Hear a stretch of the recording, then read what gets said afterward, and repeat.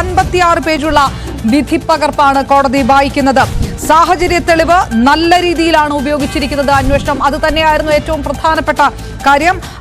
പ്രതി കുറ്റകൃത്യം ചെയ്ത അന്ന് തൊട്ട് പോലീസ് പിടിക്കുന്നത് വരെ തെളിവുകൾ തന്നെ ചൂഴ്ന്നു നടക്കുകയായിരുന്നു എന്ന് പ്രതി അറിഞ്ഞില്ല എന്ന് കോടതി അതിനകത്ത് പറയുന്നു. കൃത്യമായിട്ട് പാരസിറ്റമോൾ കലർത്തി ജ്യൂസ് ചലഞ്ച് നടത്തിയത് തെളിഞ്ഞു. അതായത് സംശയമില്ലാതെ ഈ കുറ്റം പ്രതി നടത്തിയതായി തെളിഞ്ഞതായി കൂടി കോടതി ശിക്ഷാവിധിയിൽ വായിക്കുന്നു. വധശ്രമം പോലീസ് ചുമത്തിയില്ല എന്നുള്ള പരാമർശം ജഡ്ജിയുടെ ഭാഗത്തുനിന്നുണ്ടായിരിക്കുന്നു എന്നുള്ളൊരു വിവരം കൂടിയാണ് വരുന്നത്. 307 പോലീസ് ചുമത്തിയില്ല. അങ്ങനെ അതൊരു വിമർശനത്തിന്റെ രൂപത്തിൽ കൂടിയാണോ കോടതി നടത്തിയിരിക്കുന്നത് എന്നറിയേണ്ടിയിരിക്കുന്നു. ഇപ്പോൾ ഏറ്റവും പുതുതായിട്ട് വരുന്ന വിവരമാണ് കോടതി വിധി വായിക്കുമ്പോൾ ഏറ്റവും പുറത്തു വരുന്ന വിമർശനങ്ങൾ. പ്രധാനമായി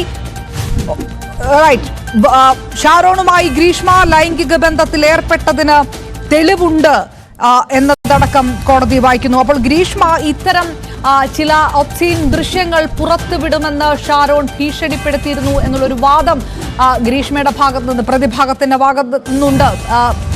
പൂർണ്ണമായും പബ്ലിക് പ്രോസിക്യൂഷൻ തള്ളിക്കളഞ്ഞ വാദമാണ്. ആ വാദത്തെ ഏത് തരത്തിലാണ് കോടതി എടുക്കുന്നത്? ഈ വാദം ഉന്നയിച്ചുകൊണ്ടാണ് തനിക്ക് ഇളവ് നൽകണം, ഇതൊരു റിഫോർമേഷനുള്ള സാധ്യതയായിരിക്കണം എന്നൊക്കെ ഗ്രീഷ്മ ആവശ്യപ്പെട്ടത്. അത് കോടതി പരിഗണിക്കുന്നുണ്ടോ? അത് പരിഗണിക്കുകയില്ല എന്നുള്ള ഒരു ആത്മവിശ്വാസം അല്പം മുൻപ് സ്പെഷ്യൽ പബ്ലിക് പ്രോസിക്യൂട്ടർ ന്യൂസ് 8 തന്നെ പ്രതികരിച്ചിരുന്നു. ആ തരത്തിലാണോ കോടതി ഇത് പോകുന്നത്? ഏതായാലും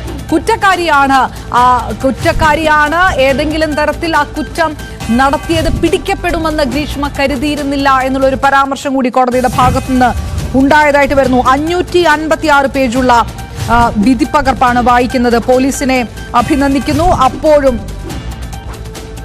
വിവാഹം ഉറപ്പിച്ചതിന് ശേഷമാണ് ഷാരോണുമായി ഗ്രീഷ്മ ശാരീരിക ബന്ധത്തിൽ ഏർപ്പെട്ടത് എന്നുള്ള പരാമർശവും കോടതിയുടെ ഭാഗത്ത് നിന്ന് നടത്തിയിരിക്കുന്നു. അതായത് അതിനുശേഷം ശാരീരിക ബന്ധത്തിന് നിർബന്ധിച്ചുകൊണ്ടാണ് ഗ്രീഷ്മ ഷാരോണിനെ വിളിച്ചു വരുത്തിയത് എന്നുള്ള പ്രോസിക്യൂഷന്റെ വാദം അംഗീകരിച്ചുകൊണ്ട്, അതായത് കൃത്യമായി പ്രീ പ്ലാൻഡ് ആയിട്ട് നടത്തിയ കൊലപാതകമാണ് ഉണ്ടായത് എന്നുള്ള ഇത് സ്ഥിരീകരിക്കുന്ന തരത്തിലേക്ക് തന്നെ കോടതി പറയുന്നു.